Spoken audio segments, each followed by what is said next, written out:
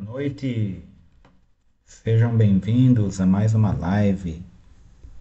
Estamos iniciando nesse momento, né? Mais uma aula do controle dimensional. Então, meu nome é Fábio Andrade e vamos prosseguir, né, com o curso de metrologia, tá?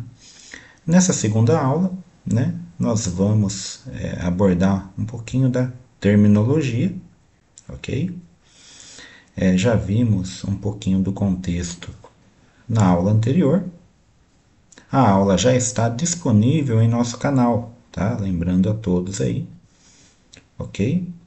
E hoje a gente vai, né, fazer uma recapitulação, né, uma pequena revisão e também, né, vamos entrar na terminologia, né, e tentar relacionar esses termos, tá? Com que basicamente a gente já executa, tá? Então, muitos de vocês já conhecem a metrologia da área industrial, vocês já possivelmente, né, trabalharam com instrumentos, tá? Vamos analisar um pouquinho, né,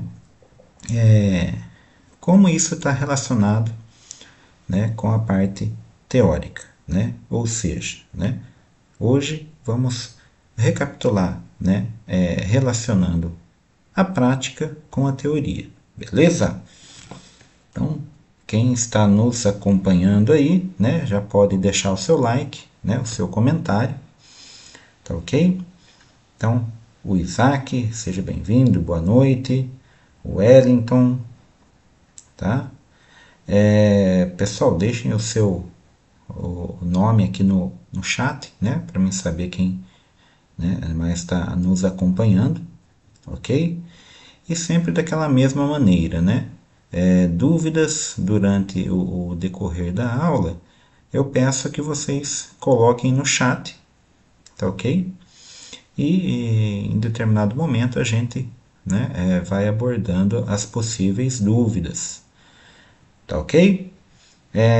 Por gentileza também eu peço aí para vocês colocarem aí sobre, né, o som, como que está o nosso som hoje, né? Está melhor? Como que está? Ok? E eu vou acompanhando aqui pelo bate-papo. Beleza? Tranquilo então? Então vamos lá para mais uma aula, tá bom? Aqui, até agora ninguém comentou nada, tá? Vou ficando na guarda por aqui, beleza? Então, pessoal, né? Vamos sempre fazendo aquela dinâmica, né? Uma pequena revisão do que vimos na aula anterior. Então, o que nós vimos na aula anterior foi a introdução da metrologia, tá?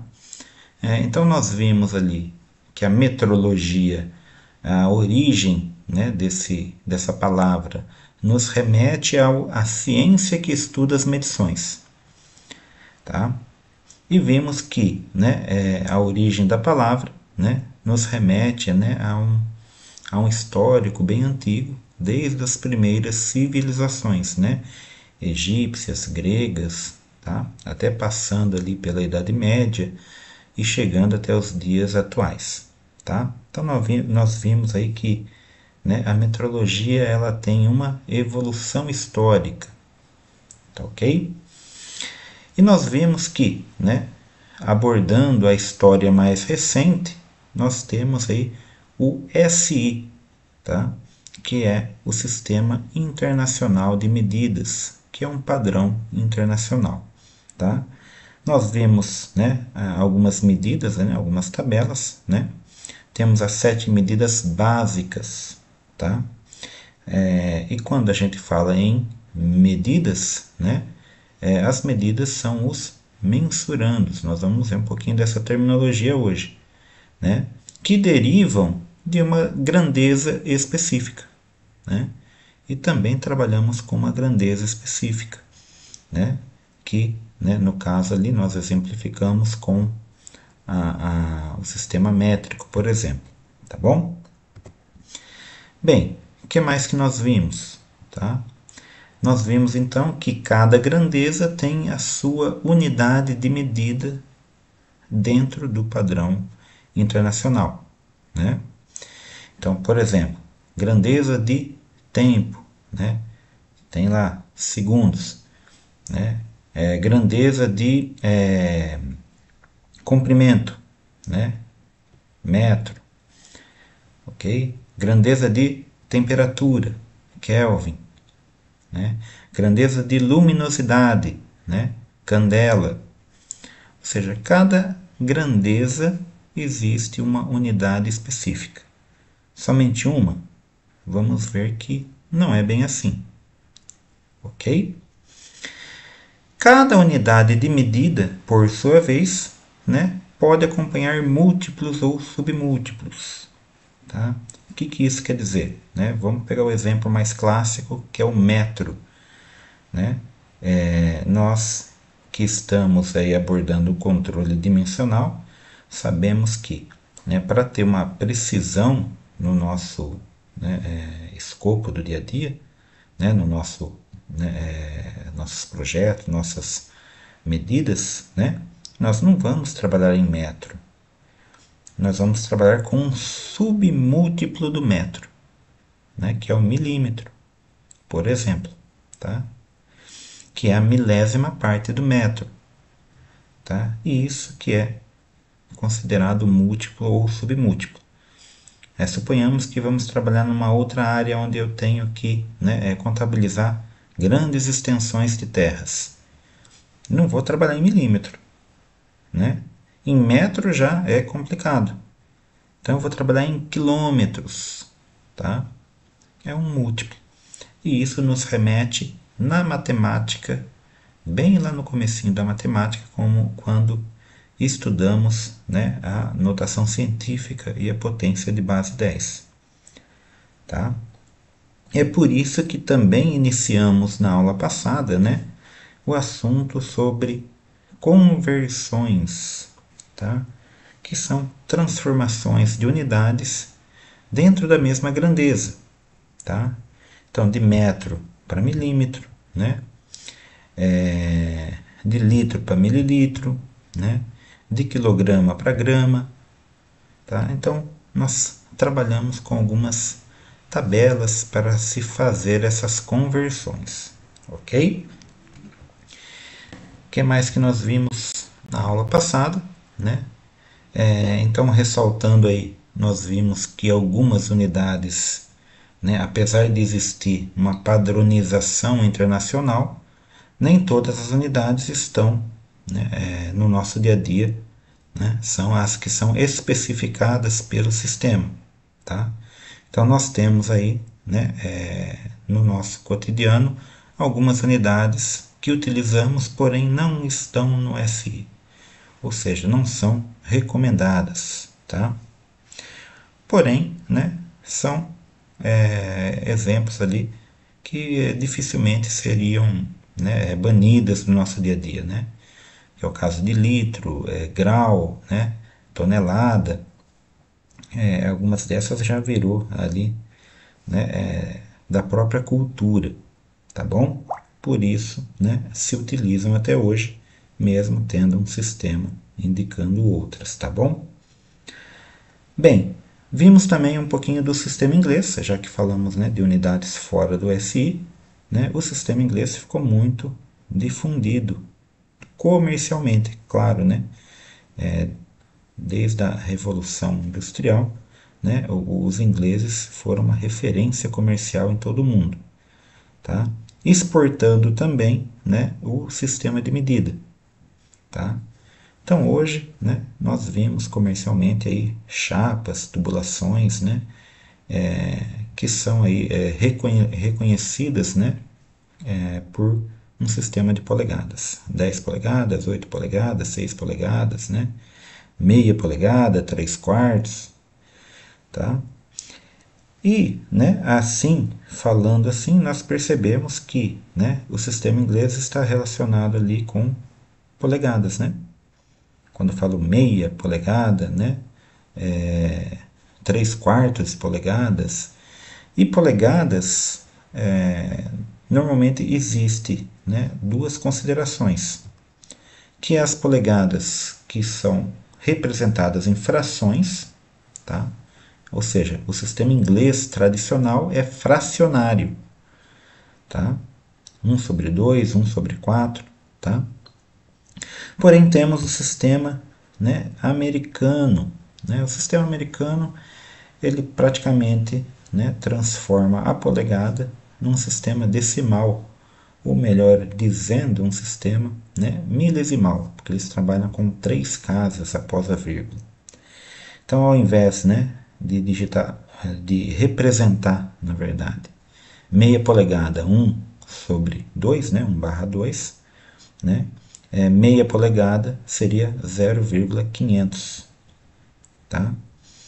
Ou seja, né, é uma maneira, né, diferente de representar o número fracionário, tá?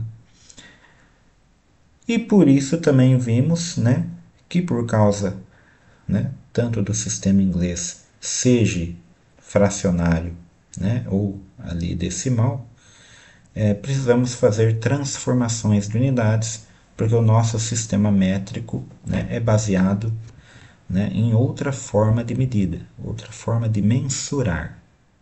Tá? Então nós vimos que, né, uma polegada, né, fica equivalente ali, né, padronizado 25,4.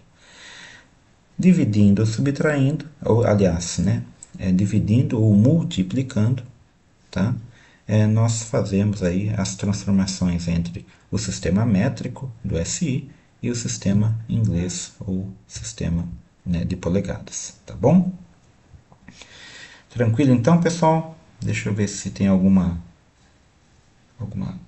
questionamento aqui no nosso chat. Deixem seu boa noite, podem compartilhar aí a nossa live. Estamos apenas iniciando, tá bom? Deixa eu ver quem está nos acompanhando hoje, né? Uma boa noite aí ao Wellington, o Isaac, já comentei, o Emerson está aí, o Geilson, o Adivaldo, Rodrigo Flório, seja bem-vindo, Emerson Souza, está aí mais uma vez, Josivan, o Tiago Matos, o Warley Almeida, o Kine Fernandes e o Theo Henrique, tá? Bem, sempre naquele sistema, pessoal. Agradeço aí a participação de todos, né? E podem deixar os seus comentários no nosso chat, beleza? Vamos seguindo, né? O que mais que nós vimos? Né? Nós vimos também, né, especificamente como que a gente faz essas, né, conversões, na verdade, tá?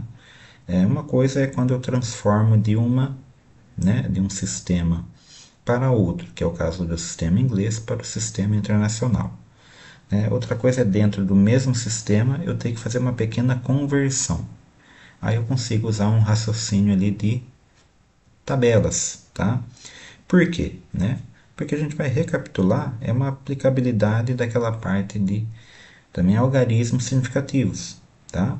Então, quando nós vimos algarismos significativos, basicamente essas tabelas seriam uma aplicação prática do que nós vimos na matemática, tá? Então, o simples fato da gente decorar algumas unidades, pode facilitar ali na hora de fazer algumas conversões, tá ok? Nós vimos aqui, podemos trabalhar dentro desse molde, de tabela com unidades lineares, ou seja, quando eu tenho somente uma dimensão, com unidades diárias, ou bidimensionais, quando eu tenho duas dimensões, e unidades tridimensionais, por exemplo, relacionadas ao volume, tá? Que é no caso aqui um exemplo metro cúbico, tá ok? Então, para fixar, vamos trabalhar um pouquinho também essa revisão com essas tabelas de conversão de unidades, tá? Com alguns exemplos distintos da aula passada, tá bom? Vamos tentar então analisar um problema, tá? Então, considere uma escala cartográfica, né? Então, o que eu queria ressaltar? Eu vou sempre tentar trazer para vocês, né, uma referência próxima aí da área, ou da área industrial, ou do nosso dia a dia, para a gente ir mesclando um pouquinho os conhecimentos teóricos, né, com as atividades práticas, tá ok? Então, por exemplo, uma escala cartográfica, o que eu estou referenciando, né? Uma pode estar envolvida no seu dia a dia, né? Isso também está envolvido ali, né, com os princípios do desenho técnico, tá? E desenho técnico, muitas vezes a gente se depara, né, no nosso cotidiano aí da área de controle dimensional, ok? Então, uma escala cartográfica. Então, né, uma escala cartográfica indica aí, né, um esquema de uma paisagem, por exemplo, tá? De um mapa. Então, temos esse mapa, ok? E como todo bom desenho técnico, né, eu tenho ali uma escala, tá? A escala na legenda ali, ó, né, fiz a leitura 1 por 100 mil, tá? Então, o que isso significa? Significa que no mapa, a cada 1 centímetro corresponde a 100 mil centímetros, tá? Tá aqui, ó, 100 mil centímetros, ok? Então, é uma escala, né, de redução, ok? Que eu faço, né? Aliás, qual que é o problema do exercício? Esse é o contexto, né? O contexto nós vimos, né? Um mapa com uma escala de 1 para 100 mil, tá? Aí eu queria saber, né? Se eu considerando, né, um padrão de 1 centímetro, né? Quanto que eu teria em quilômetros, tá? Por cada 100 mil centímetros, tá? Então o problema aqui é transformar 100 mil centímetros em quilômetros, tá? Então vamos recapitular aquela tabelinha, né? Nós temos as tabelinhas dos múltiplos, né, e submúltiplos. Então a gente vai, né, aqui a unidade básica, né, é a central, tá, que é o metro, tá? Aí conforme, né, eu movimento para o lado esquerdo ou direito, eu tenho ali decímetro, centímetro, milímetro, ou, né, ao contrário, decâmetro, hectômetro e quilômetro. Então, qual que é as minhas referências que eu tenho? Primeiro, né, eu sei que a unidade é centímetro, e eu estou procurando transformar em quilômetros. A primeira etapa é, né, primeiro eu tenho que ter a tabelinha, né, ou decorar essa tabela, tá? O primeiro passo, né, é a gente preencher essa tabela a partir do elemento que está que é conhecido, que no caso é o centímetro. É como se a vírgula tivesse aqui, ó, nessa posição. Eu vou preencher cada zero, né, cada algarismo, tá, numa única casinha. Então, quantos algarismos eu tenho? Eu tenho aqui, ó, números, né, zeros. Eu tenho 1, 2, 3, 4, 5. Então, nós colocamos aqui 5 algarismos, preenchendo cada uma em sua respectiva, né, unidade ou múltiplo, tá? E, né, o primeiro número, né, é o algarismo número 1, tá? Que ele coincidentemente casou aqui bem em cima do quilômetro, tá? Se eu quero fazer uma transformação de centímetro, né, para quilômetro, tá? Eu vou entender que, né, eu vou ter que deslocar a minha vírgula até nessa posição, tá? E deslocando até nessa posição, eu teria deslocado a vírgula 5 vezes, 5 casas, tá? E quando eu coloco a vírgula na referida vírgula, na quinta casa, né, eu chego no número 1, né? Seria o número 1, vírgula, 0, 0, 0, 0, 0, que equivale, né, a apenas 1 quilômetro. Tá? Ou seja, se eu pegar uma escala, uma régua, né, sobre esse mapa, tá? Cada 1 centímetro seria 1 quilômetro. Fácil, né? Então, qualquer estrutura que eu quiser interpretar nesse mapa, uma simples régua já vai me dar uma noção, uma proporção, que a cada 1 centímetro que eu tiver ali, eu vou estar trabalhando mais ou menos 1 quilômetro. É uma informação até que útil, tá? Caso vocês necessitem aí. Como que eu descobri isso? Conhecendo a escala, tá? Ok? Se fosse uma escala de 1 para 1 milhão, seria 0,1. Ia mudar, né, a minha referência, tá? Então existem escalas, né, nesses tipos de desenhos, né? Escalas, né, é bem distintas, tá? Ok? Tranquilo até aí? Vamos seguindo, tá bom? Beleza. Vamos lá, tá? Já já a gente retoma aí e responde algumas perguntas. Não deixe de, né, compartilhar aí, né, as suas dúvidas, as suas informações. Já já a gente vai entrar nos contextos, né? Aí eu volto nesse assunto, tá bom? Vamos lá, tá? Na atividade 2, né, vamos fixar bem esse contexto, tá bom? Eu tenho aqui um outro problema, né? Vamos analisar. O caso aqui são refrigerantes, né?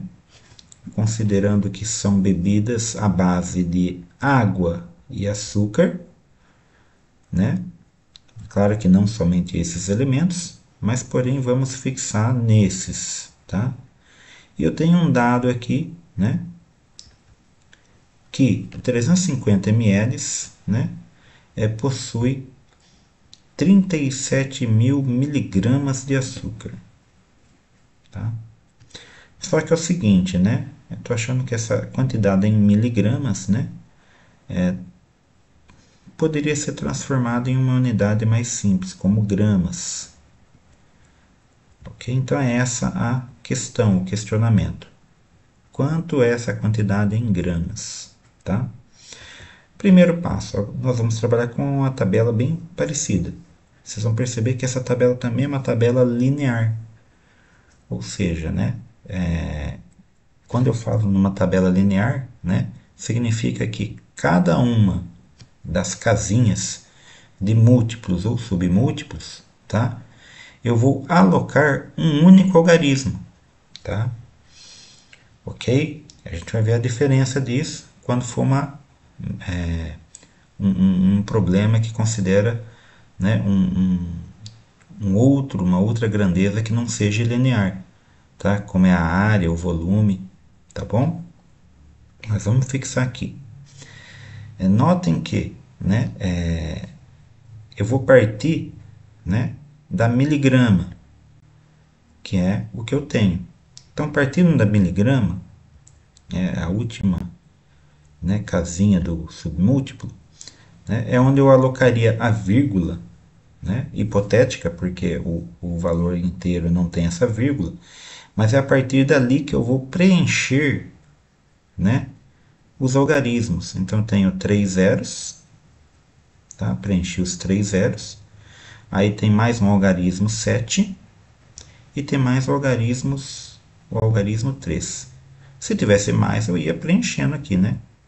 Como não tem nada, eu até poderia completar tudo com zero aqui, só didaticamente, para vocês perceberem que se fosse outros algarismos, né, eu estaria preenchendo até chegar no quilograma. Tá? O próximo passo, né, é saber o que eu vou, né, transformar em quê. Então, miligramas, né, eu sei que eu vou transformar em gramas, certo? É onde vai ser o lugar da vírgula. Então, 7, vírgula, né? Mas tem o 3, então é 37,0000, tá? Então, nesse caso aqui, tá? A vírgula foi deslocada 3 casas, ok? E, né, arredondando aqui, né, para as unidades, a resposta seria 37 gramas. Beleza? Deu para captar e reavivar o que vimos na aula anterior? Tá? É isso que vimos na aula anterior, tá ok? Vamos verificar aqui. Vamos ver algumas perguntas aqui. O Jackson chegou aí, boa noite. A Rosa tem uma pergunta aqui, né? Além de trenas, escalas, né? Qual é o instrumento que faço uso no controle dimensional, né? Só para, né, ressaltar, né, o controle dimensional, né, hoje nós estamos focando um pouquinho mais em uma, né, das técnicas que é o controle dimensional de caldeiraria e tubulação. Mas na verdade, quando a gente fala em controle dimensional, são 4 modalidades, tá? Por exemplo, né? E vamos comentar bastante sobre isso, tá? Eu vou sempre ressaltar um pouquinho dessas diferenças, porque normalmente o pessoal acaba realmente tendo interesse. O controle dimensional de caldeiraria e tubulação, né? Pelas próprias práticas, nós vamos ver que ele trabalha muito ali com a trena, né? A trena plana, né? Com escalas, né? Com esquadros, com nível, com mangueira de nível e até mesmo com, né, o nível óptico, tá? Para fazer algumas atividades de medição. Porém, se a gente considerar, né, o controle dimensional de mecânica, tá? O controle dimensional de mecânica pode trabalhar com esses, porém com alguns outros instrumentos mais específicos, como é o caso do relógio comparador, tá? Dos micrômetros internos, né? Do jogo de bloco padrões, tá? Então, micrômetros, paquímetros de resoluções diversas, né? Relógio apalpador, tá? Paquímetro de altura. Então, vai depender muito desse contexto. Outra modalidade, né? O controle dimensional de topografia, né? Envolve também alguns desses elementos, né? Mas a estação completa, por exemplo, que é o teodolito, né? O nível óptico, tá bom? E ainda temos o dimensional de máquinas, tá? Que ele agrega aí alguns instrumentos específicos como o da mecânica, tá ok?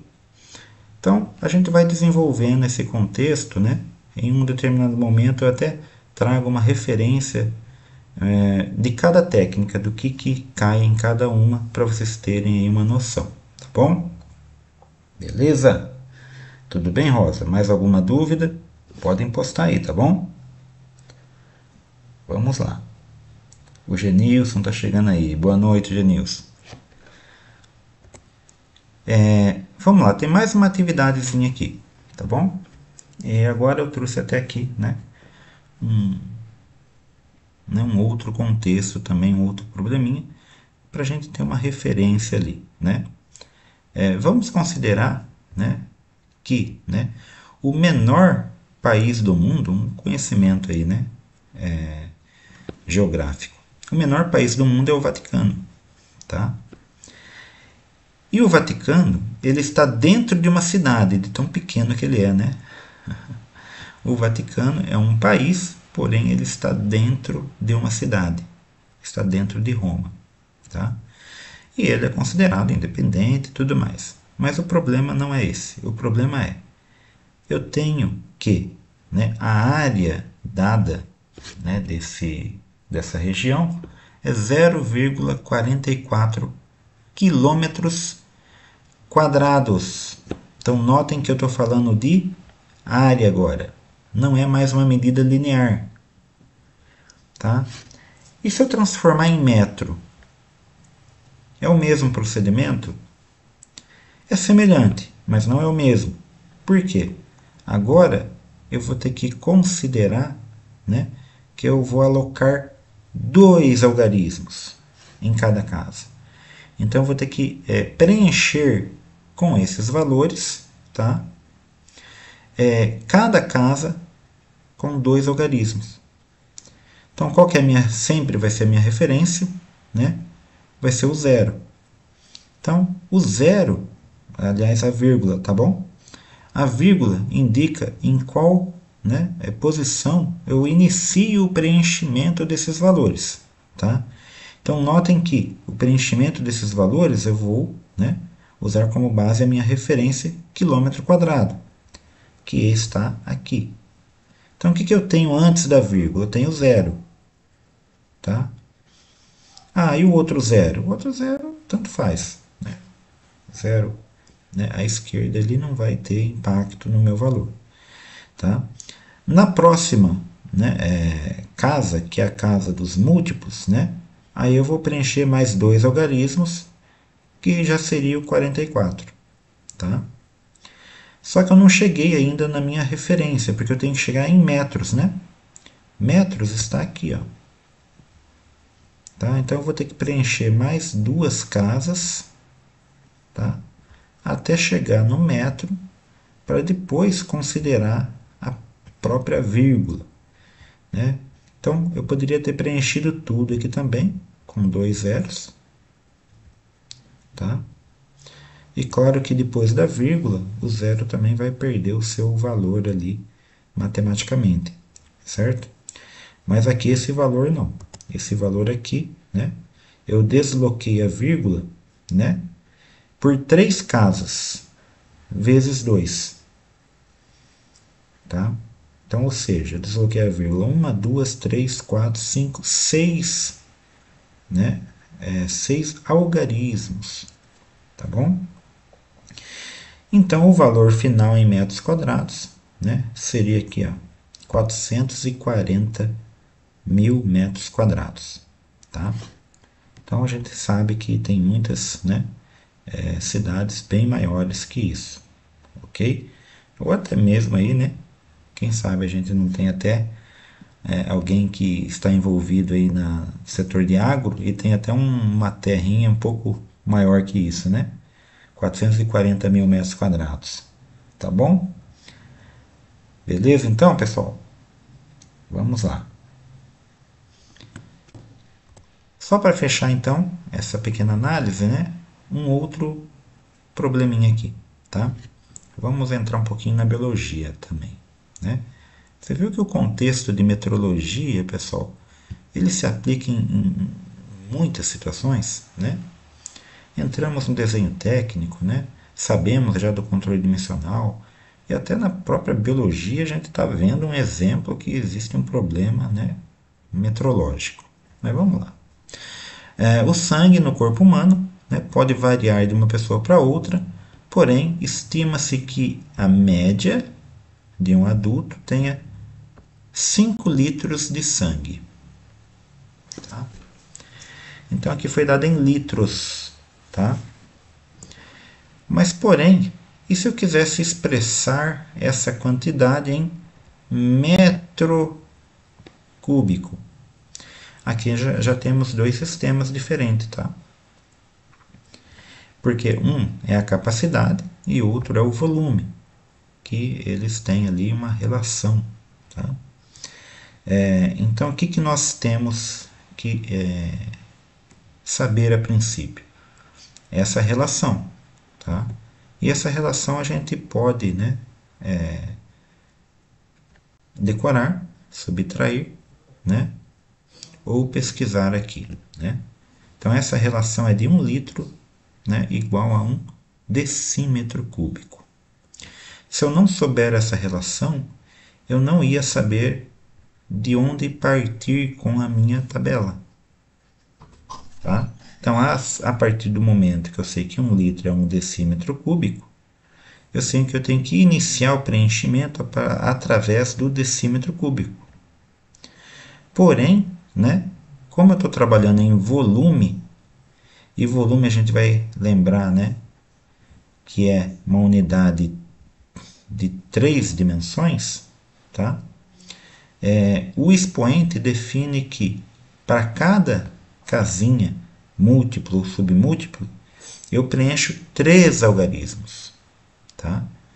Então, a partir desse momento, né, fica um pouquinho mais complexo. Mas é só a gente relacionar com o expoente, que eu acho que vai fazer uma boa analogia. Né? Se o expoente for 1, 1 não precisa colocar, eu tenho uma unidade linear. Né? Se o expoente for 2, ou quadrado, né, eu tenho 2 algarismos em cada casinha, múltiplo ou submúltiplo. Se for tridimensional, é ao cubo, né, elevado a 3, e eu preencho 3 algarismos por casinha. Tá? Então, o número 1 vai ficar junto com a vírgula. Vou preencher o restante, né, com algarismos zeros. Então, vai ter 2 zeros. Preencheu 3 casinhas, né?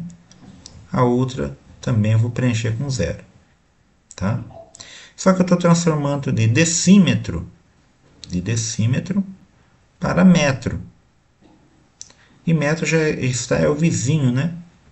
Então a vírgula vai vir para cá. Tá? Ou seja, apesar de eu ter deslocado somente uma casa, foram 3 algarismos por casa. Tá? Ou seja, né? No caso aqui, né?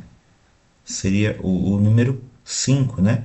Aqui eu coloquei o 0,01 só por causa da unidade de 1 decímetro, tá? Mas no nosso caso, nós temos 5 litros. E qual que foi a relação? Se 1 litro é 1 decímetro, né? 1 decímetro equivale a 0,001 metro cúbico. Tá? Da mesma maneira que 5 litros equivale a 5, ficaria. Então, de decímetro para milímetro cúbico, eu teria 1 milhão de milímetro cúbico. Tá? Equivaleria a 5 litros, 5 milhões de milímetro cúbico. Ok? Tranquilo aí? Vamos seguir então, tá? Beleza. Então nós sabemos aqui, né, que a metrologia envolve ali, né, vários conceitos, certo? Mas o que é preciso saber sobre metrologia para a gente, né, se envolver mais profundamente com esse tópico, né?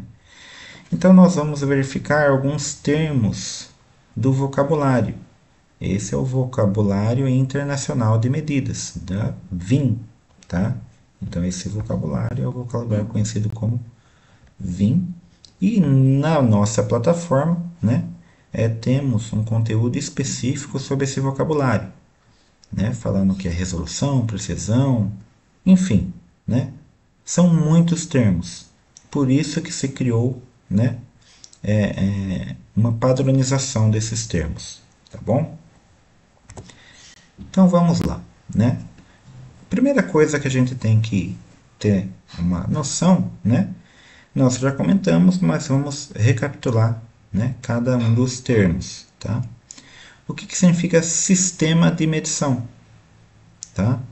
Então, sistema de medição basicamente é um método ou ferramenta que se utiliza para adquirir uma medida ou determinar uma, isso de fazer, né, as verificações, né, por ultrassom, tá? Então, o ultrassom de solda, ele entrou dentro de um sistema de medição, né, oficial para se, né, medir, né, e verificar descontinuidades internas num cordão de solda, por exemplo, ou numa chapa, se ela tem dupla laminação, tá?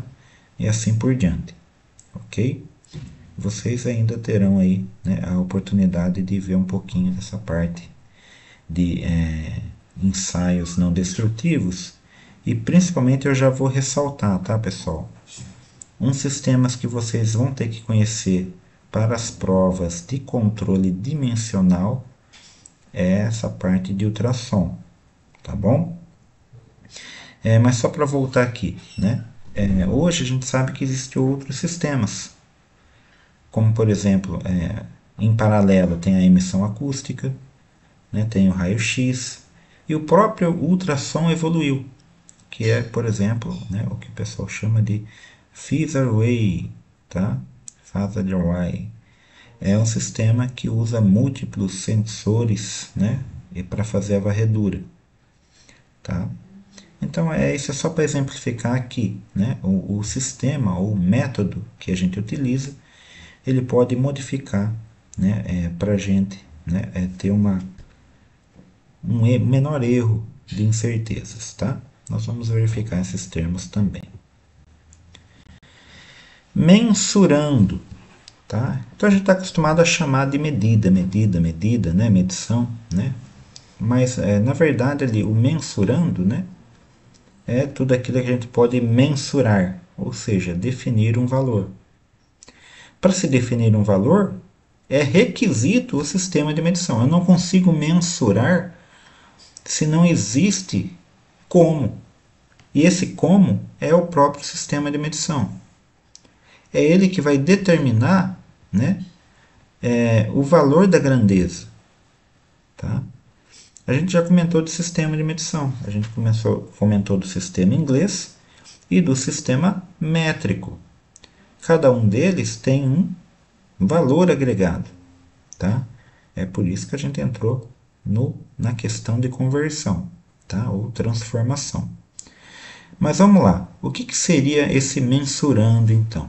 Né? Temos alguns exemplos aqui. Né? Por exemplo, né, a velocidade de um carro é um mensurando. Tá? A massa de um objeto também é um mensurando. A temperatura de um paciente em um hospital é um mensurando. Tá? Ou seja, né, aqui, né, podemos considerar dentro desses exemplos questões do nosso dia a dia, né, como também, né, questões ali, né, da nossa profissão. Tá? Um outro valor, aliás, um outro conceito, né, é o valor verdadeiro convencionado, tá? Ou simplesmente VCC, né? Ou, desculpa, a sigla está errada, é VVC, tá? Valor verdadeiro convencionado, tá? Esse valor, né, é o que é adotado, né, como muitas vezes nominal,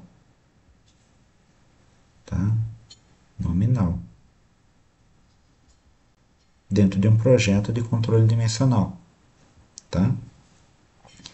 Então, é o valor que se adota como sendo, né, o real, né, da realidade, né, sem considerar os erros, né, depois da execução, né, e também sem considerar as incertezas do sistema de medição.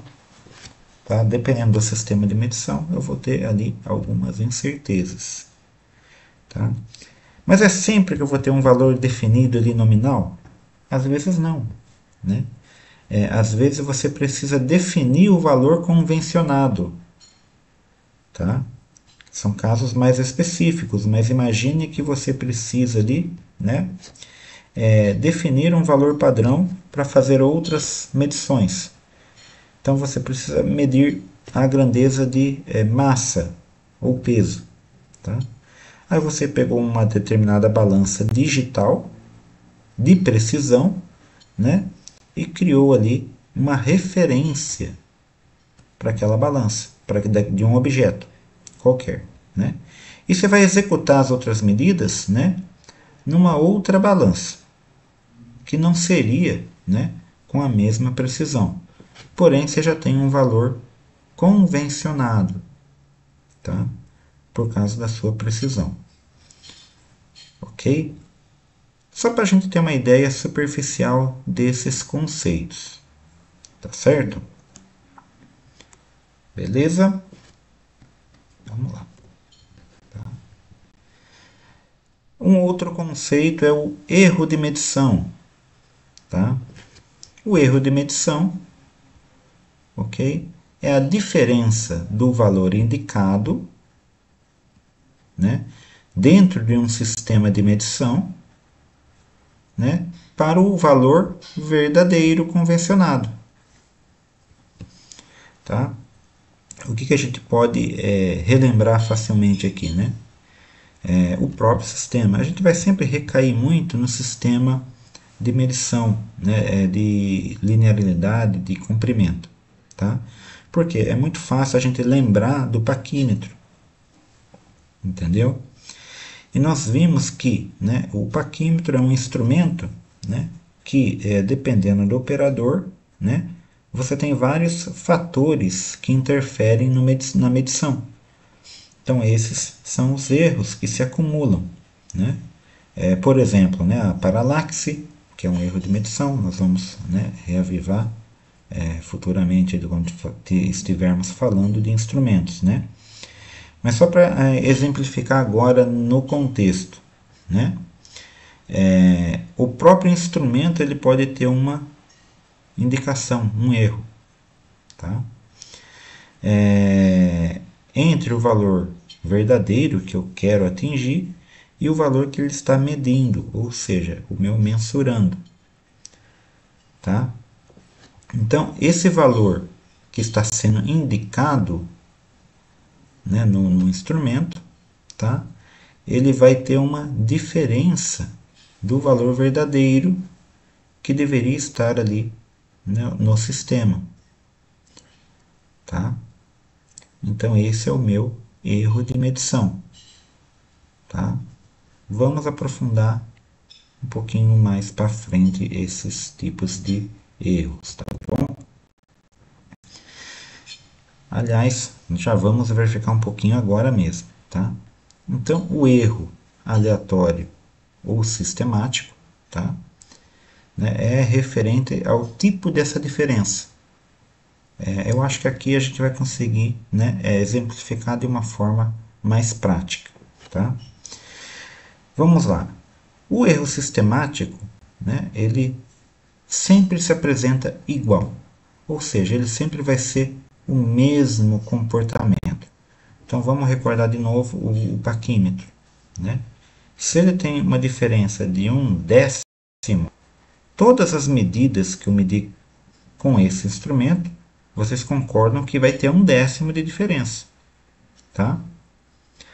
Então, isso seria o exemplo típico de um erro sistemático, ou seja, ele não muda. Tá? O erro sistemático ele é sempre no mesmo padrão. Tá? E tem um outro exemplo bem mais, né, simples a gente identificar um erro sistemático, que é o atraso de um relógio. Tá? Então vamos lá, eu costumo, né, criar um erro no meu relógio, né, conhecido. Então eu sei que o meu relógio ele tem 10 minutos adiantado. Nossa, tudo isso? Tudo isso. Né? Adiantei ele, né, 10 minutos. Então eu sei que em relação, né, ao horário padrão oficial, né, ele está 10 minutos à frente. Então, 6 horas da tarde, no meu relógio, eu sei que no horário oficial, né, é 10 minutos para 6. Tá? Vamos lá, agora esse horário, que horário nós temos agora? Deixa eu ver aqui. Aqui no meu relógio é 21 horas e 6 minutos. Possivelmente, né, estamos aí com 20 horas e 56 minutos aí. Tá? Ou seja, é um erro conhecido. Tá?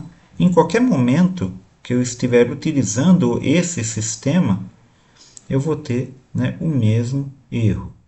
tá? Aí já dá para a gente pensar no que é o erro aleatório, então. O erro aleatório, né? Ele varia em magnitude, ou seja, em amplitude, a cada momento, tá? Então, toda vez que eu coleto a informação, não é a mesma maneira que eu coletar a hora, né? Não vai ter sempre o mesmo erro, que é o caso de, né, aqui no nosso exemplo, o volume de cada garrafa em um fardo de refrigerantes. Então, uma pode ter ali 1 milímetro a mais, né, mililitro a mais, ou outra pode ter 10 mililitros a mais, outro pode ter 5 mililitros a menos, né? Ou seja, né, pode ser que varie, e essa variação é aleatória, tá? Então, aí é o caso de eu ter um erro aleatório. Em certas situações, né, eu posso ser que eu tenho um relógio de uma marca tão, né, baixa, né, não precisa, que daí eu tenho, né, um relógio com erro aleatório. Aí cada hora ele atrasa um valor diferente, né, ok? Ou eu posso ter um sistema ali de volumes, vamos pensar no volume também, que num determinado lote, vamos supor, peguei um determinado lote, aquele lote, né, ele passou ali sempre com uma média de 5 milímetros em cada garrafa. 5 milímetros, 5 milímetros, 5 milímetros. Tá? Aí se tornou, o que seria um erro relatório se tornou sistemático. Deu para perceber que, né, a partir desse momento que a gente vai aprofundando nessa terminologia, a gente pode verificar que, né, as atribuições dentro da área de controle dimensional vai além do que somente medir. É entender também os erros de medições. Tá? Entender que cada instrumento e cada sistema tem um erro diferente. Então, uma coisa é um erro que eu vou né, administrar num controle dimensional de medidas lineares. Outra coisa é um erro dentro de um sistema de medidas angulares. Outro erro é um erro num sistema de controle de tempo. Outro erro é um erro no controle de temperatura. Então, cada sistema, né, que eu utilizo ali, que eu busco mensurando, tá, eu posso ter um erro diferente de acordo com, né, a metodologia e o sistema adotado. Tá? Tranquilo? Beleza. Vamos lá. Aí nos remete então, né, ao caso de precisão e exatidão. Tá? Então vamos recapitular um pouquinho do que é precisão e exatidão. A princípio nós vamos verificar que existe uma, né, relação íntima entre esses conceitos de precisão e exatidão, né, com os erros sistemáticos e aleatórios. De que maneira? Né? Vamos pensar da seguinte maneira. Quando eu digo que, né, aqui no primeiro item, que um sistema de medição ele é mais preciso, né? Esse paquímetro é mais preciso que uma trena, tá? Eu estou comparando, né, alguns sistemas de medições, né? O que eu estou querendo dizer? Que os erros aleatórios são menores. Mas eu posso comparar dentro dos próprios instrumentos, né? Vamos pegar o caso de que, né, o empaquímetro possa ter uma marca Mitutoyo, né, e uma marca Xing Ling que é desconhecido, tá? Entre ambos, mesmo sendo, né, um instrumento ali, né, idêntico, eu vou considerar que um vai ter erros aleatórios menores que outro. E possivelmente a marca conhecida vai ter um sistema de medição mais preciso. Ou seja, se eu fizer 10 medições, tá? As 10 medições vão ter, se tiver, o erro igual. 0,01, né? Centésimo, por exemplo. Então fiz 10 medições, as 10 medições de 1 centésimo de diferença. Mas é preciso, entendeu? Por quê? Ela sempre considerou, né, a mesma medida. Tá? No item 2, tá? Um sistema de medição, eu posso considerar que ele é mais exato. Né? Na verdade, né, o raciocínio seria exatamente o oposto. Né? Se eu tenho sempre a mesma medida, né, medir 10 vezes com o paquímetro. Né? Essas 10 vezes, né, ele chegou próximo ali, né, de uma medida, mas essa medida em relação ao valor convencional, né, que foi convencionado, tem uma diferença de 2 centésimos. Vamos pôr aqui, 0,02. Tá? Então todas as medidas ficou acima. Né? Medi 10 vezes com o mesmo instrumento, todas as medidas deu 0,02. Isso significa que ele é exato. Tá? Que ele é exato. Aí eu medi, né, com outro, né, instrumento, né? Aí teve algumas medidas que deu 0,01, né? Teve outras que cravou no 0,0, né? Teve outras que deu 0,02, né? O que está acontecendo aqui, né? Está acontecendo o seguinte: eu tenho valores, né, que são próximos do valor verdadeiro convencional, tá? Então são ali próximos do valor verdadeiro convencional, porém eles variaram um pouco, tá?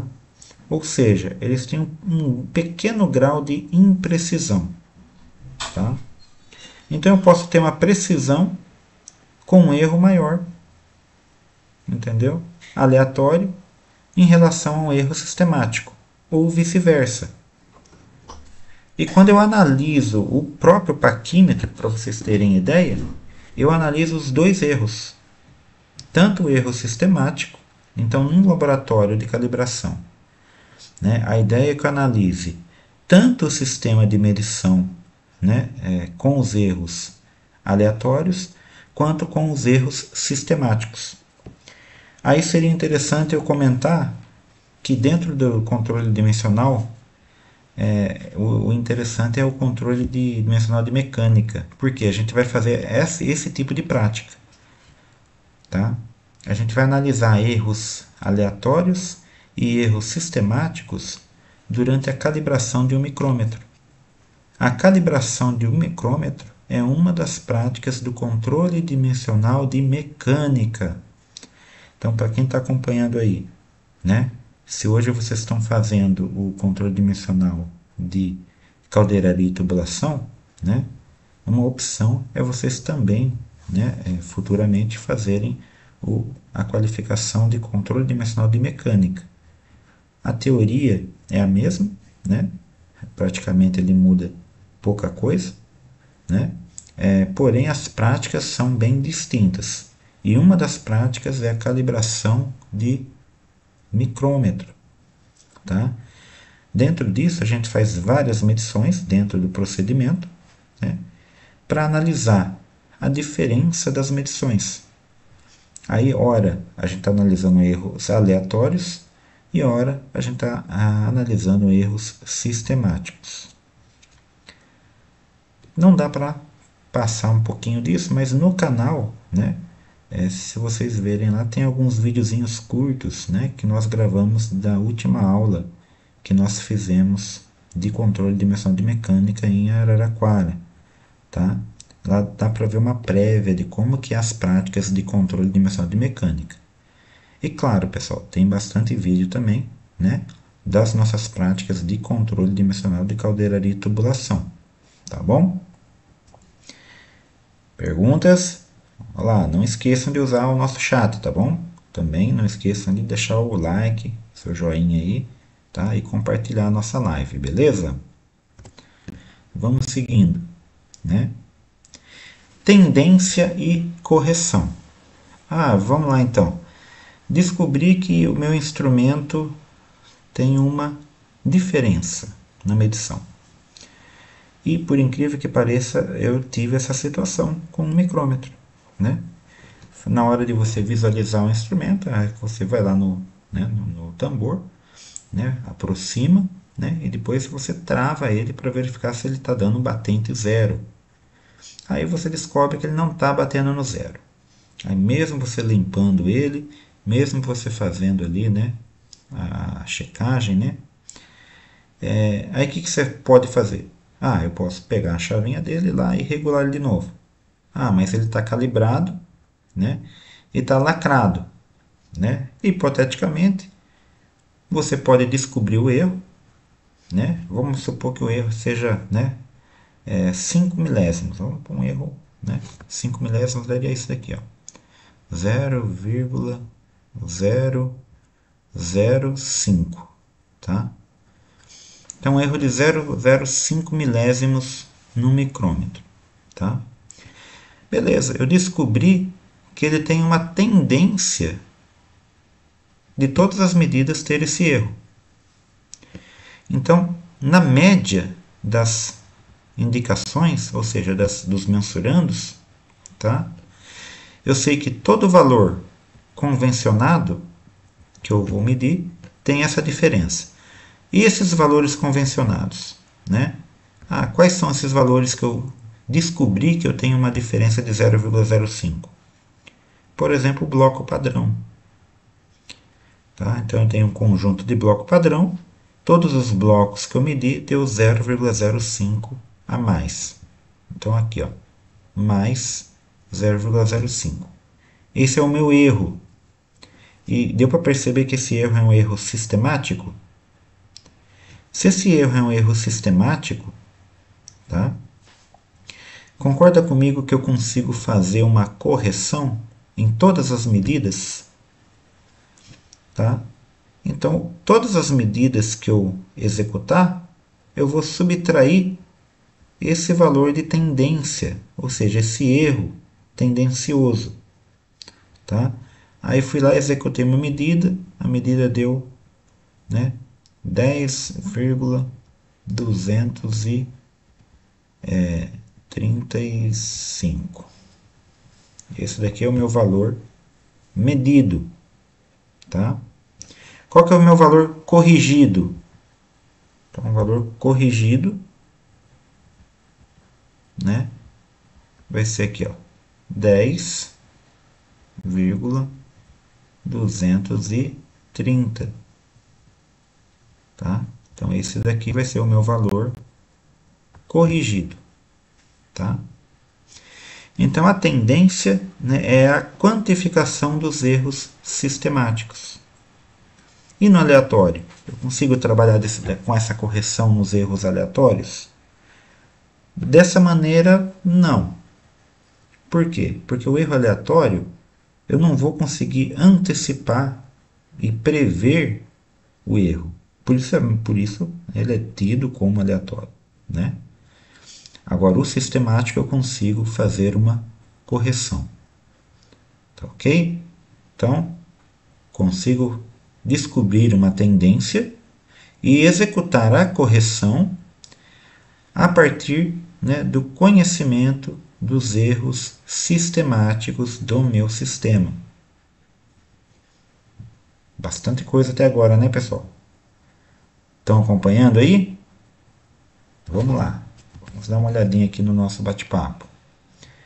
Tá? Mais nenhuma dúvida? Ricardo chegou aí. Boa noite. Tranquilo mesmo? Beleza, pessoal. Estamos aí com, né, alguns participantes aí. Deixem o seu like aí, tá, pessoal? Quem ainda não deixou o nome aqui no bate-papo, só para me acompanhar quem está aí, né, nos acompanhando. Beleza? Vamos seguir. Resolução e divisão de escala. Pessoal, vocês perceberam que eu não estou aprofundando muito em cada termo, né? Por quê? Eu estou antecipando a terminologia, tá? Depois, quando a gente for falar de instrumentos, de outros, né, contextos, a gente vai recapitular tudo isso, tá? Então, isso daqui, né, é a terminologia, né, do vocabulário internacional de medidas, do VIM. Tá? Por isso que eu estou trazendo só a terminologia nesse primeiro momento. Por quê? Trazendo a terminologia, depois que a gente for falar dos instrumentos, vai ficar bem mais fácil. Tá? Então vamos lá. Por exemplo, resolução e divisão de escala. Tá? Parece ali um sinônimo, né? Mas não é bem assim. Tá? Existe uma pequena diferença entre resolução e divisão de escala, que é a seguinte. Primeiramente, deixa eu pegar aqui outra cor. Tá? A resolução, tá, é característica intrínseca do próprio instrumento, tá? Enquanto que a divisão de escala pode ser aplicada dependendo do operador. E claro, também depende do instrumento se ele abre essa opção de indução ali do operador. O que isso significa? Né? Por exemplo, quando a gente está utilizando um paquímetro, tá? O paquímetro ele tem a sua devida resolução. E vamos, né, pegar o mais comum aqui, é o paquímetro de 5 centésimos, que é o 0,05. Tá? Você pode fazer a leitura, né? É errado fazer a leitura só na primeira parte da escala fixa, tá? Então eu estou considerando que você está executando a leitura do paquímetro, né, utilizando o nônio, tá? O Vernier, ou seja, a parte, né, da subdivisão de 5 centésimos. Essa subdivisão de 5 centésimos, só para vocês terem ideia, ali tem 20 traços, tá? Cada traço equivale a 5 centésimos. Somando todos, dá 1 milésimo, ou aliás, 1 décimo, tá? 1 décimo, ok? Que é a menor escala da parte fixa, tá? Então, o nônio, ele sempre divide a menor unidade da escala fixa, né? Então, por exemplo, nós temos a resolução, entre aspas, da parte fixa, que seria 1 milímetro, tá? E a resolução do nônio, que divide essa parte fixa, que no caso, em 20 vezes, dá 0,05. Okay? Vamos lá, mas o instrumento, o conjunto em si, né, a resolução do instrumento, é a menor escala possível de leitura dele, que no caso é 0,05. Tá? Beleza. Ele não dá muita brecha para o operador induzir uma medida a mais. Eu não consigo induzir uma medida milesimal nele. Tá? Por exemplo, eu não consigo fazer uma leitura com o paquímetro, né, e falar que eu li ali 0, né, eu vou pôr uma medida qualquer aqui, deixa eu pegar só uma outra cor aqui, né? Executei uma medida, né, e eu cheguei no mensurando de, vamos pegar o 10 mesmo, 10,230, o 230 que a gente viu na última exemplo, né? Eu não posso falar que essa leitura foi feita com paquímetro, porque ele não abre brecha para mim comprovar que esse zero realmente está ali. Poderia ser 31, poderia ser 29, né? Poderia ser um a menos, um a mais. Tá? Quando eu acrescento um outro número, tá, uma casa decimal a mais ali, eu estou assumindo uma precisão maior ali, tá? Que não é a característica do sistema que eu estou utilizando. Tá? Eu estou assumindo que não existe uma possibilidade de erro no 3. E não é verdade. Isso ressaltando o que vimos na matemática básica em algarismos significativos. Essa é a aplicação prática dentro da metrologia. Tá? Então, se eu estou usando com um paquímetro, se eu estou utilizando e mensurando com um paquímetro, eu vou utilizar na minha resposta o equivalente à sua resolução. E onde fica então a divisão da escala? Né? A divisão da escala, praticamente eu utilizei a resolução. E a trena? Vamos tentar fazer essa mesma medida com a trena. A trena, ela me abre espaço para mim fazer uma divisão a mais na escala. Por quê? Né? Eu estou medindo na trena e eu verifiquei que entre um tracinho e outro, tá? Eu consigo ali subdividir, mesmo que não exista o traço, mas a minha peça bateu bem no meio aqui, ó, depois do 2 e antes do 3. Né? Vamos supor que eu tenho uma pequena peça que eu estou fazendo a medida. Tá? Então eu tenho aqui, ó, o 10, né? Vamos supor que eu tenho, né, o 10 aqui, né? Tem alguns tracinhos aqui, né? Aqui vai ter o 11, tá? Aí a peça está continuando ali, tá? Aí parou aqui, ó, 1, 2, 3, 4, 5, eu sei que tem 5 ali. Só que passou do 5, mas não chegou no 6. Então a minha dúvida, eu vou colocar 10,5 ou vou colocar 10,6? Eu não tenho essa dúvida, porque aqui, como operador, eu posso fazer uma divisão na escala. E eu posso colocar o valor maior que 10,5 e menor que 10,6. Eu posso colocar 10,55. Ou seja, eu assumi uma divisão diferente da resolução no meu instrumento. Na escala é viável, no paquímetro eu não consigo fazer isso por causa da tecnologia do instrumento.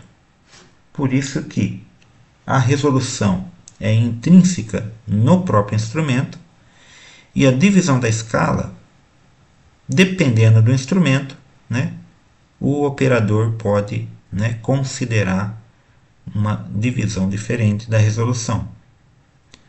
Tá?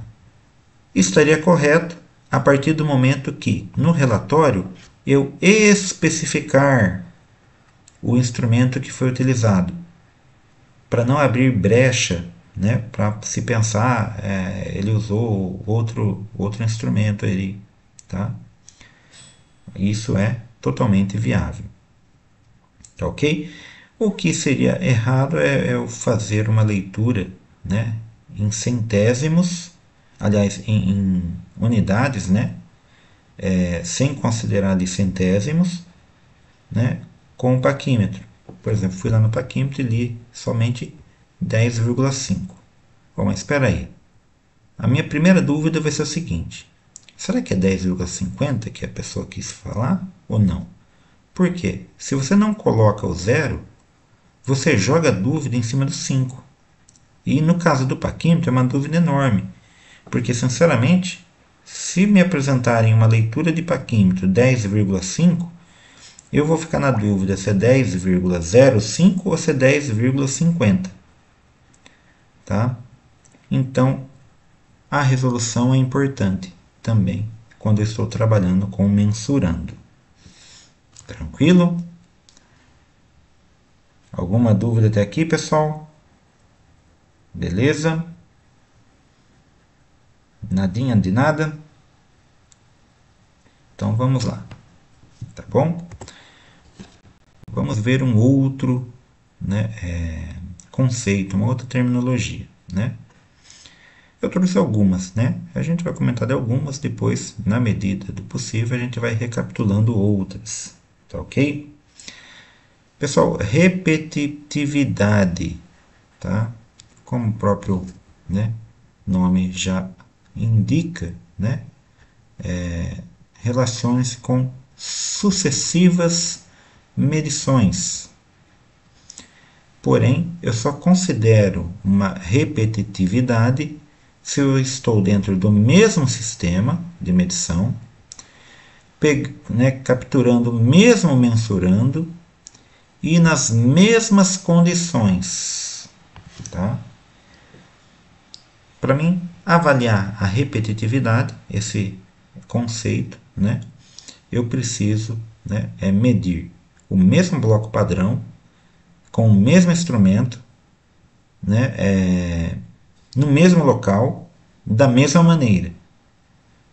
Por quê? Porque aqui já é uma análise dos erros aleatórios. Tá? É aqui que eu vou analisar, né, se durante esses vários e sucessivos procedimentos de medições, tá, eu tenho ali, né, alguma variação.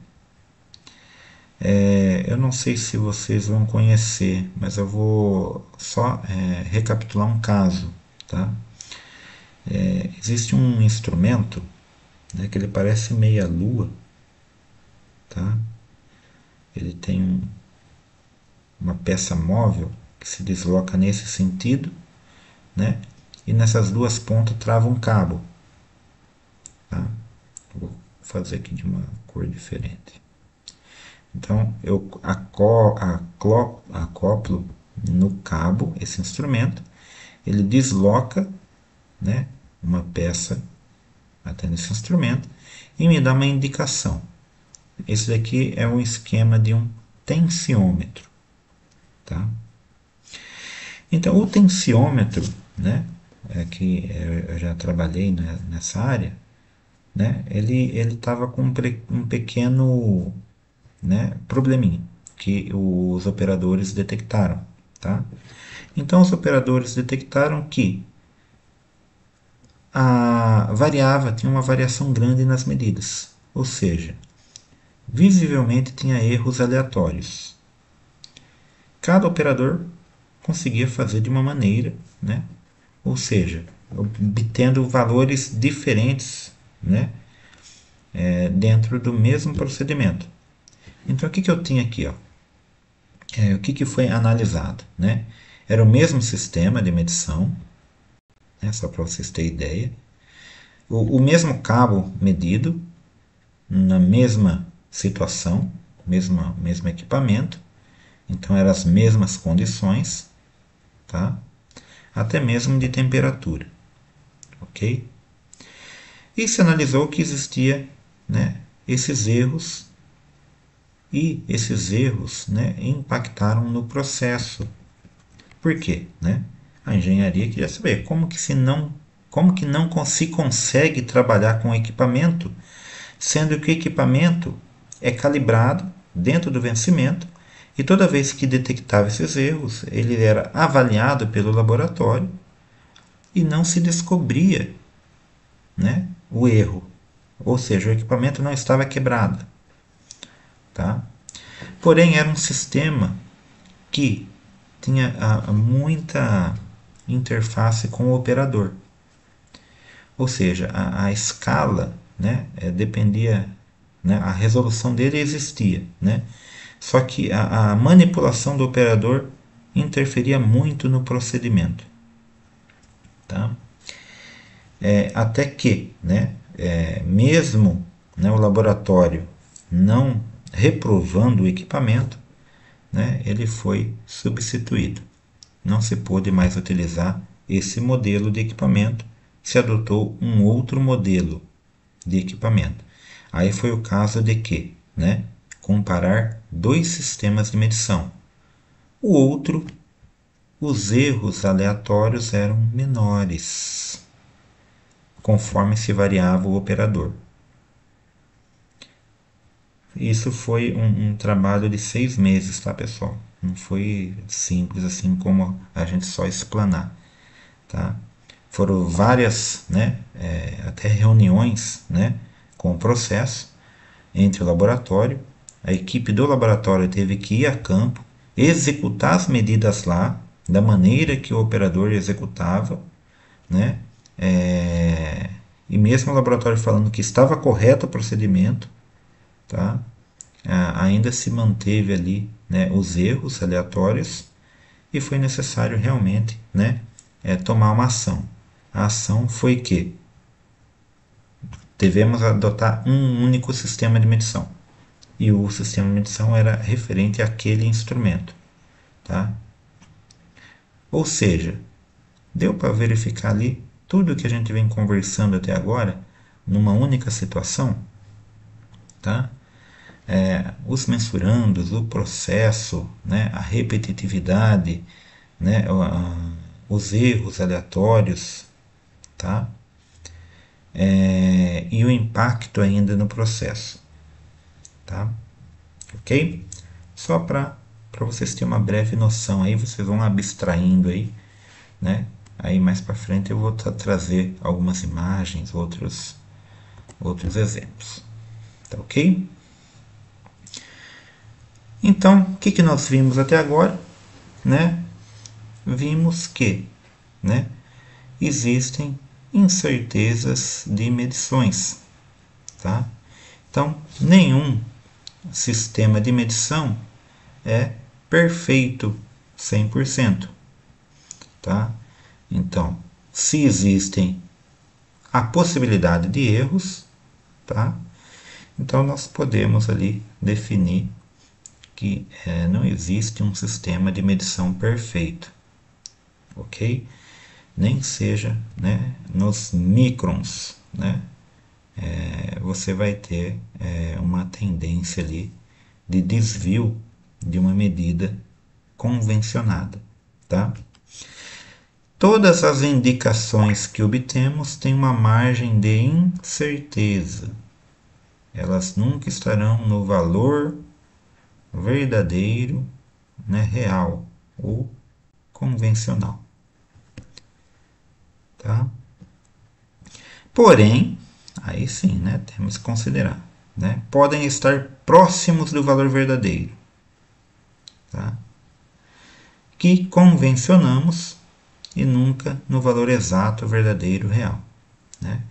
E quando a gente considera que ele pode estar próximo desse valor, né, é isso, né, que a gente indica como incerteza de medição, tá? E para fechar essa primeira parte aqui, né, a gente vai falar do resultado de uma medição. Então, tudo isso que nós relacionamos até agora, né, é simplesmente para falar, né, que o resultado de uma medição, né, ou seja, quando eu obtenho ali o mensurando, né, eu tenho que considerar o erro do instrumento, adicionando ou subtraindo a incerteza associada ao instrumento. Tá? Então, todo instrumento, entendeu? Pode ter associado uma incerteza na sua medição. Tá? Ela vai ser menor ou maior de acordo com o instrumento. Só para vocês terem ideia, isso define, né, o motivo da gente utilizar uma trena, uma escala, um paquímetro ou um micrômetro para pegar a mesma medida de uma cota. Tá? Então eu posso pegar uma cota com a trena? Posso. Entendeu? Mas e a incerteza? Como é que fica? Eu posso pegar com um micrômetro? Posso. Eu vou tirar a incerteza? Opa, micrômetro é show de bola, né? Mas e o custo da qualidade? Eu vou ter que comprar vários micrômetros, tá? Entenderam que aí a gente já aborda um outro contexto? entendeu? Então, o resultado da medição, né, vai ser a indicação que eu obtenho no meu instrumento, tá, o valor medido, tá, adicionado ou subtraído, né, adicionado ou subtraído, né, o valor que ele pode errar. Tá ok? Pessoal, alguma dúvida até aqui? Algum comentário? Tranquilo aí? O Jackson, né? Eu vi agora sua mensagem aqui, Jackson. Exatamente, eu não vi a hora que você postou, né? Vamos considerar assim, né? O que que o Jackson falou aí? Vamos refletir um pouquinho nesse finalzinho, né? Não existe medida exata, então, né? Na verdade é o seguinte, a medida exata, né, é aquela que a gente vai convencionar, ou seja, aquela que a gente estipula, que é a nominal, né? Então você pode considerar que existe uma medida exata, que é a sua referência para achar o erro, tá bom?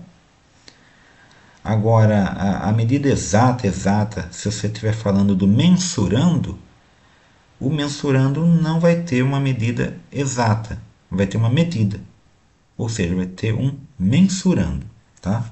E foi interessante você comentar isso, ô Jackson, porque é o seguinte, né? Muitas vezes a gente vai fazer uma aula de metrologia e eu tenho o corpinho de prova lá, né? Nós temos um conjuntinho de corpinho de prova que ele tem umas escalinhas, né? Parece cilíndrico, né? E tem aqui vários, né, patamares para se medir. Aí normalmente o aluno vem com o paquímetro, deixa eu colocar aqui, né? Ele vem com o paquímetro aqui, né? E vai tirar uma cota, né? Vai tirar uma cota com o paquímetro aqui, certo? E daí ele tira o paquímetro, né? E pede para o professor confirmar se ele mediu corretamente. Então, ó, ele vai lá, mediu 20,25, né? Quando eu colocar o paquímetro novamente, eu não vou estar confirmando a medida dele. Eu vou estar executando um novo mensurando. Eu vou estar executando uma nova medida. Aí pode ser que na nova medida eu obtenha o mesmo valor. Se eu obter o mesmo valor que ele mediu, vai ser raro, viu? Vai ser raro. Por quê? Eu tenho que considerar o meu erro de paralaxe, o meu erro de pressão no instrumento, que às vezes quem está aprendendo ali tem um pouquinho de, né? Ou muita pressão ou pouca pressão, entendeu? Então vamos considerar que, né? Eu não desconsidere os erros né, do próprio instrumento, né? Os erros do operador, que é, por exemplo, ali, né, a gente torcer um pouquinho o instrumento. E ainda tem os erros da peça. Será que essa peça está realmente, né, perfeita ali, 20,25? Então pode ser que a minha medida seja 20,20, tá? Pode ser que uma outra medida de uma outra pessoa seja 20,30.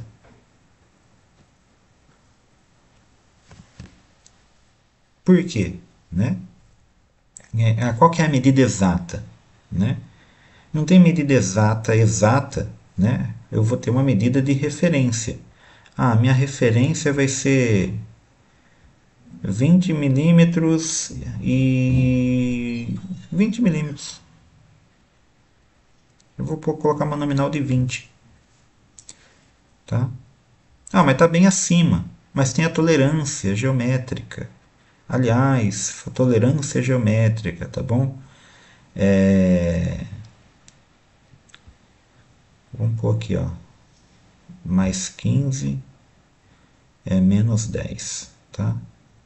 Tá dentro do contexto de desenho técnico, né? Nós temos ali, né? O desenho técnico é bem amplo, tá, pessoal? Aborda a parte de textura superficial, né? Que é acabamento, que é a parte de usinagem, e também de controle de qualidade, que é, né, as tolerâncias geométricas, tá? Então, o que eu tenho que analisar muitas vezes? Né? Se o resultado da medição, né, dentro de várias medidas, se eu tenho erros aleatórios ou se eu tenho erros sistemáticos. Aqui dá para perceber que eu tenho... É um possível erro sistemático? Pode ser. Tá? Lembrando, o que é um erro sistemático? Todas as medidas tá com, né, um valorzinho a mais. Mas só que também tem um pouquinho de erro aleatório. Então, ao mesmo tempo que eu estou trabalhando um erro sistemático de mais ou menos 20, né, 20 a mais ou menos, tá? Eu também estou trabalhando com erro aleatório, porque uma medida deu 25, né, centésimos, a outra deu 30 centésimos, a outra deu 20 centésimos, tá? Mas isso está dentro da tolerância geométrica, que é um outro assunto, é desenho técnico, né? A tolerância geométrica nos diz que, da mesma maneira que eu não consigo, Jackson, ter uma medida exata, a minha superfície também não é exata que eu vou fazer a medida. Então, cada vez que eu executar uma medida, vai ser uma medida diferente. Então, cada vez que eu coloco o instrumento, que eu executo o sistema de medida, eu estou executando uma medida diferente, que pode ou não coincidir com a medida que eu peguei anteriormente. Então, o que é indicado no caso do paquímetro, por exemplo? Vai executar uma medida? Executa 3 vezes, tá? Faz 3 medidas para você verificar se está tendo ali, né, algum erro, né, no nas suas medições. Tá ok? Pessoal, até agora alguma dúvida, algum questionamento? Tranquilo aí, Jackson? Ricardo, beleza? Genilson, o Theo tá aí, o Kine, o Arley, o Thiago. Pessoal, vou fazer um pequeno intervalo então, tá? E a gente volta só para fazer o fechamento, beleza? Tá? Só um tempinho, tomar uma água, a gente volta, só para a gente concluir a nossa aula de hoje.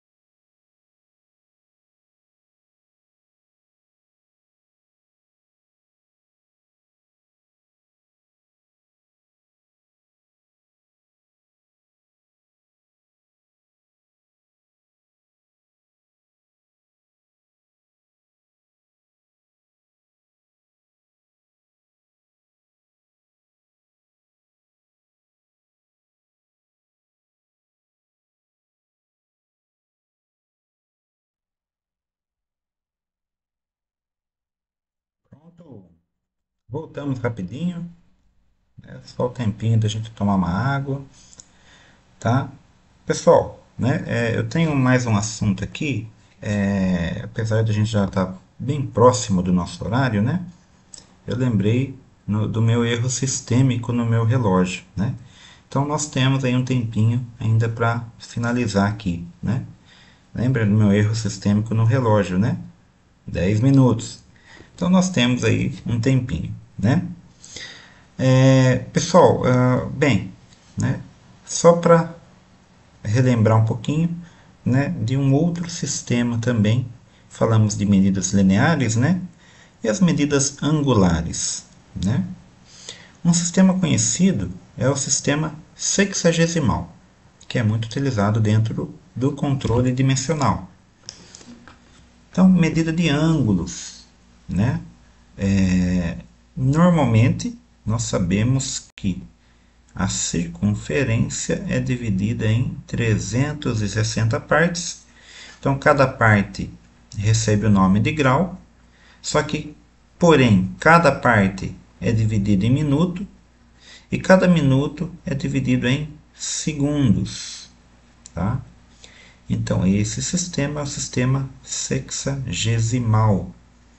Tá? Ok? Então, aqui está um esboço, né, de como se executa aqui, né, as medidas angulares. Tá? Então, nós temos aqui, né, o ângulo reto 90 graus, né, ângulo raso 180 graus. Nós recapitulamos isso lá na trigonometria, lembra? Já comentamos isso lá na trigonometria, então isso aqui também seria quase que uma revisão. Por isso que eu vou abordar agora, porque já vimos isso na matemática básica, inclusive os cálculos, tá bom? E, né, até mesmo, né, esse sistema a gente acha que, se eu não me engano, eu já passei também, vocês vão relembrar aí, tá?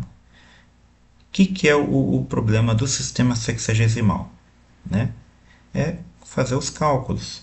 Por exemplo, aqui no primeiro exemplo, né, nós temos aqui, né, alguns ângulos formados por algumas semi-retas, né? Dessas semi-retas nós temos uma única origem. Olha lá a terminologia de matemática, hein? Origem, semi-retas, né? Ângulos de abertura. Então nós temos aqui, ó, 20 graus, 15 minutos, 25 segundos, 18 graus, 7 minutos e 8 segundos, né? E 32, 29 e 17, tá? Então, cada uma das aberturas eu tenho um ângulo diferente e eu tenho que executar aqui uma operação de adição, tá? O que acontece com essa operação, né? Quando eu trabalho dentro do sistema, eu tenho que, né, verificar se realmente estou atendendo os requisitos do sistema, que é, né, não extrapolar ali, né, os valores, como no caso, né, 2 aqui, né? Quando eu somo esses dois ângulos, né, dá para perceber que o minuto e o segundo, né, extrapolou o limite ali, né, da convenção do sistema. Então o sistema tem que ser adaptável, tem que se adaptar aos requisitos do sistema, né? Então, por que eu trouxe isso novamente? Vocês perceberam que eu já estou incluindo uma terminologia diferente aqui, né? Quando a gente abordou matematicamente, né, a gente não tinha abordado ainda o conceito de sistema. Então é por isso que o sistema sexagesimal, né, a gente precisava fazer essas contas, por causa né, dos parâmetros do sistema. Tá? Então a gente fazia umas contas. O que a gente, né, pode recapitular também é que não gosta de usar o sistema sexagesimal. Tem outro sistema? Tem. Né? Tem o sistema centesimal, do grado. Né? Lembra lá quando a gente estava dividindo em 400 partes? Mas está em desuso. Ninguém mais utiliza aí o grado, né? É GR. Ok? Eu posso transformar esse sistema igual os americanos fizeram? Os americanos transformar a polegada, que era fracionária, num sistema decimal. Consigo, né? Eu consigo fazer o sistema sexagesimal virar centesimal também, tá? Eu consigo colocar aliás, né? Como existem alguns instrumentos digitais, né? Você vai medir com um clinômetro, por exemplo, ele não vai dar em minutos e segundos. Aliás, tem alguns que tem essa opção, né, de converter. Mas você pode colocar ele em centesimal. Pronto. 10,5 graus. O que é esse 10,5 graus? 10 graus e 30 minutos. Ok? Então dá para fazer sistemas. Ah, mas eu trabalho com a mecânica, com rotação. Né? Tem um sistema analítico. Trabalha com π. Tá? Ok? Então, só para a gente reavivar na memória. Né? Dá para ter uma análise em cima de um probleminha também. Né? Então, numa aeronave, né, temos uma dupla de pilotos. Precisava seguir aí uma instrução do manual de voo, possivelmente por um problema de comunicação. Né? Então, né, um caso hipotético. Né? Aí, dentro do manual, eles teriam que, né, fazer uma soma de latitude com longitude. Tá vendo aqui? São terminologias específicas. Então, o que eu quero infundir aí no pensamento de vocês, né? Não adianta só saber a matemática sem saber o desenho técnico. Não adianta só saber o desenho técnico sem a metrologia, né? Ou seja, todos os conceitos teóricos, né, se relacionam e vão culminar onde? Vão culminar no conhecimento que vocês vão ter, né, para interpretar um relatório, interpretar uma norma, criar um procedimento. Tudo isso é para desenvolvimento, né, profissional de vocês. Tá ok? Então, a função do controle dimensional não é só medir. Tá? É medir, controlar, gerir, tá? E também projetar, tá bom? Acompanhar um projeto. Continuando, né?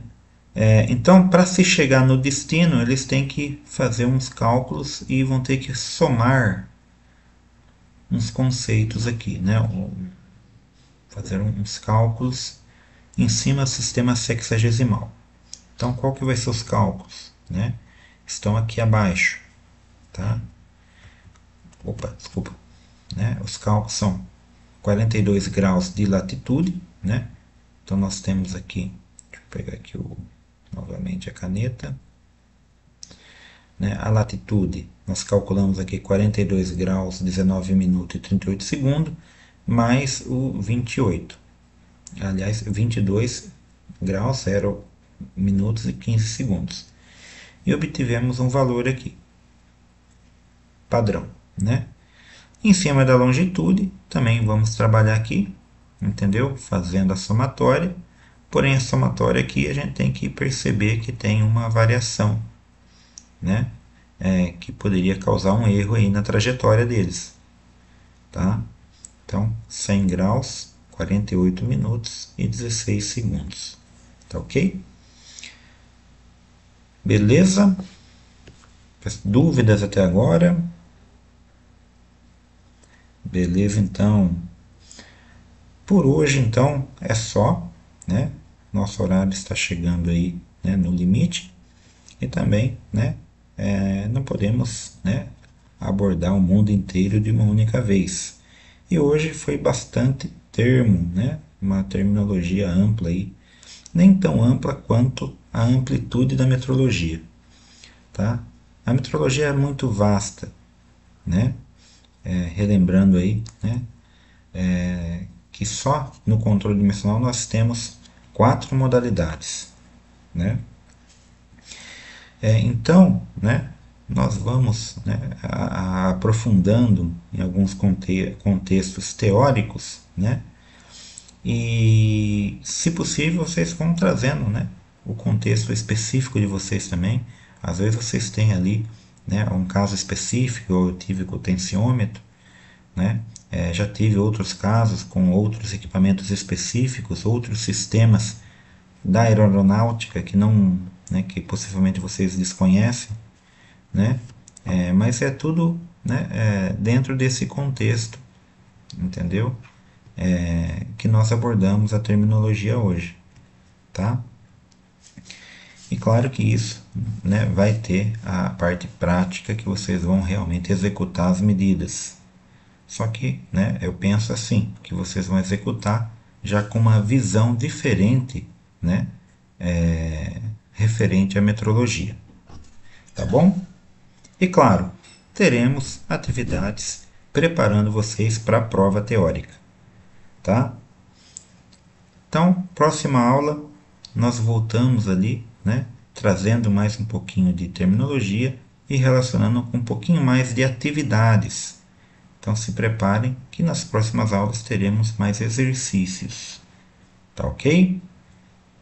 Agradeço a todos, bons estudos e boa noite a todos. Fiquem com Deus, tá bom? Até mais, pessoal.